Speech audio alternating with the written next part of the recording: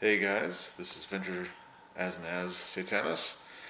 Uh, it's a dismal, wet, dark kind of morning, and all the girls are still asleep, so perfect time to make a little video. Magic.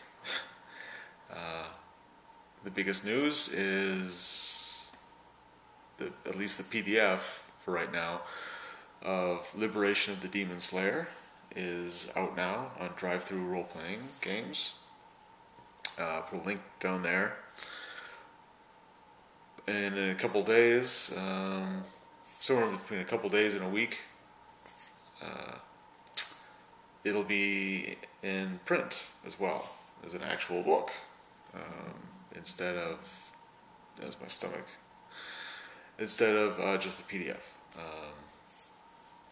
So not only on drive-through role-playing games, but also Amazon. So yay! That's awesome. It's been a long, it's been a long time coming. Probably like 9 months from the beginning idea, and writing it and running it, and proving on it, and hiring the people I needed to work on it that made it so cool looking. Like the artist and the layout guy, and Dyson, the map guy, and cartographer, and yeah, finding other people to play test it, etc. So it's all exciting that it's now like available and people can download it and see what they think, and hopefully give me feedback and review it and tell other people, because I think it's something kind of special and cool. The one thing I wanted to comment on specifically was the cover art, because that's obviously the first thing you see when you're looking at it online, is like a little thumbnail, or in person. It's a very salacious cover. It has an emotional impact, I think, because it has a definite sexual appeal or sexual aspect. I mean, that was done intentionally, but not so much in the sex sells kind of way. I mean, it's not just, or it's not supposed to be a marketing ploy to get people to buy it, because there's a naked girl on the cover and Lovecraftian monster, and you fill in the details. But that's just the kind of thing that I like. I mean, I like books, like I'm reading this book called Cinema Sewer, and it's all about the exploitation and horror, fantasy, sci-fi, porn, films, and that kind of, like, everything having to do with that. It's everything from Last House on the Left and Ilsa, She-Wolf of the SS, Blood-Sucking Freaks, Chainsaw Massacre, stuff like that. I'll just wrap it all up into exploitation films. And there's something very, very pulpy and very sexually charged with that genre, or that kind of thing. Some people think it's degenerate or degrading or misogynistic or whatever. I'm not trying to, I don't know, I'm not trying to hurt anybody's feelings, or make anyone feel bad or less human or important or something like that. But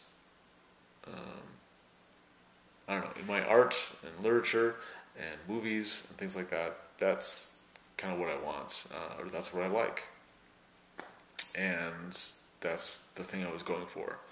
So You know, I'm passionate about, you know, scantily clad women in peril and horrible, slimy, Lovecraftian beasts occasionally preying upon them, and just everything that goes along with that. You know, it's a dark world in liberation of the Demon Slayer, and that's what I was trying to draw out. And of all the rooms or encounters or scenarios within that module, that scene, I think, has potentially the most emotional impact. There goes my stomach again. Or it could be the lightning outside, or thunder, rather. No, it's my stomach. I'm hungry. Where was I? This is the most rambling, hopefully not too incoherent video in a while. But, so, yeah, it's a dark world. Bad things happen, there's demons everywhere, and devils, and priests of Cthulhu, and other cultists, you know, dark wizards and sorcerers, and, you know, it's that kind of, it's more like Conan-esque swords and sorcery kind of deal than your maybe second edition Dungeons and Dragons, where everything was kind of cleaned up and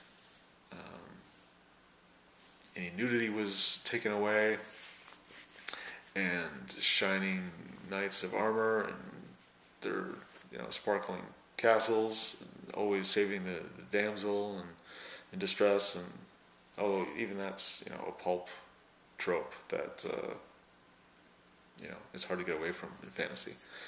But I just kind of wanted to get back into the dark, gritty, dirty, you know, blood-soaked filth of the genre from like the 70s and early 80s, you know, before the Satanic Panic took a lot of the awesomeness out, and, you know, before, I don't know if it was a feminist movement or something that also took out a lot of, you know, the sexuality and sexism within the fantasy genre towards the late 80s and early 90s. But anyway, this module is sort of harkening back to that older age where